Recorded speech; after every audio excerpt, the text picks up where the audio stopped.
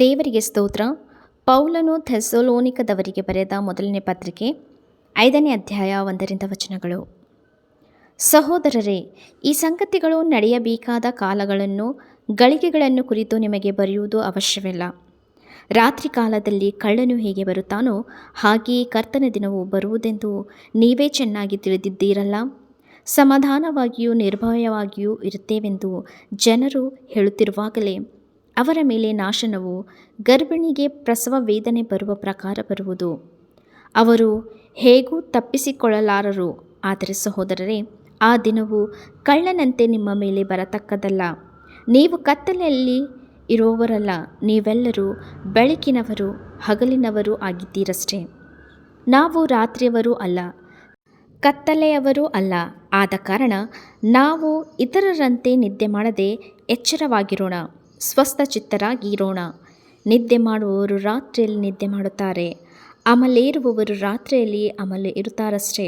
ನಾವಾದರೂ ಹಗಲಿನವರಾಗಿರಲಾಗಿ ವಿಶ್ವಾಸ ಪ್ರೀತಿಗಳೆಂಬ ವಜ್ರಕವಚವನ್ನು, ರಕ್ಷಣೆ ನಿರೀಕ್ಷೆ ಎಂಬ ಶಿರಸ್ತ್ರಾಣವನ್ನು ಧರಿಸಿಕೊಂಡು ಸ್ವಸ್ಥಚಿತ್ತರಾಗಿರೋಣ. ಯಾಕಂದರೆ ದೇವರು ನಮ್ಮನ್ನು ತನ್ನ ಕೋಪಕ್ಕೆ ಗುರಿಯಾಗಬೇಕೆಂದು ನೇಮಿಸದೆ, ನಾವು ನಮ್ಮ ಕರ್ತನಾದ ಯೇಸು ಕ್ರಿಸ್ತನ ಮೂಲಕವಾಗಿ ರಕ್ಷಣೆಯನ್ನು ಸಂಪಾದಿಸಿಕೊಳ್ಳಬೇಕೆಂದು ನೇಮಿಸಿದನು. ನಾವು ಎಚ್ಚರವಾಗಿದ್ದರೂ ಸರಿಯೇ, ನಿದ್ರೆಯಲ್ಲಿದ್ದರೂ ಸರಿಯೇ, ತನ್ನ ಜೊತೆಯಲ್ಲಿಯೇ ಜೀವಿಸಬೇಕೆಂದು ಆತನು ನಮಗೋಸ್ಕರ ಸತ್ತನು.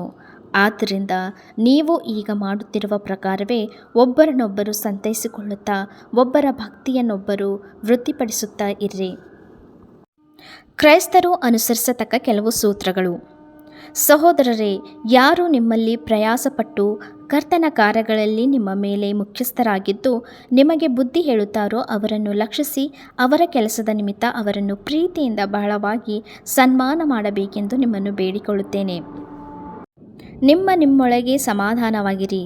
ಸಹೋದರರೇ, ಅಕ್ರಮವಾಗಿ ನಡೆಯುವವರಿಗೆ ಬುದ್ಧಿ ಹೇಳಿರಿ, ಮನಗುಂದಿದವರನ್ನು ಧೈರ್ಯಪಡಿಸಿರಿ, ಬಲಹೀನರಿಗೆ ಆಧಾರವಾಗಿರಿ, ಎಲ್ಲರಲ್ಲಿಯೂ ದೀರ್ಘಶಾಂತರಾಗಿರಿ ಎಂದು ನಿಮ್ಮನ್ನು ಪ್ರಬೋಧಿಸುತ್ತೇವೆ. ಯಾರೂ ಅಪಕಾರಕ್ಕೆ ಅಪಕಾರ ಮಾಡದಂತೆ ನೋಡಿಕೊಳ್ಳಿರಿ.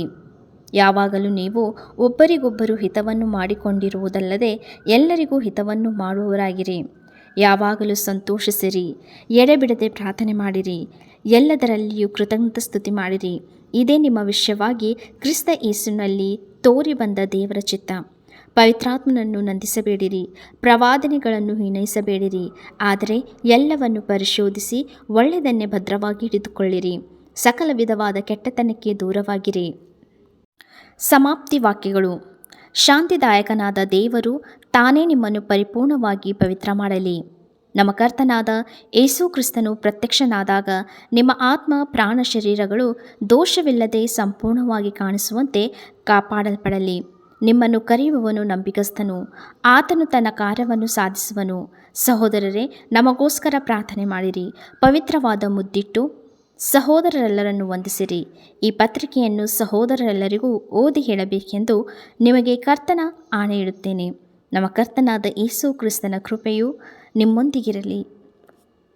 ಈ ವಾಕ್ಯವು ಪೌಲನು ಥೆಸಲೋನಿಕದವರಿಗೆ ಬರೆದ ಮೊದಲನೇ ಪತ್ರಿಕೆ 5ನೇ ಅಧ್ಯಾಯ 1ರಿಂದ 28 ವಚನಗಳು.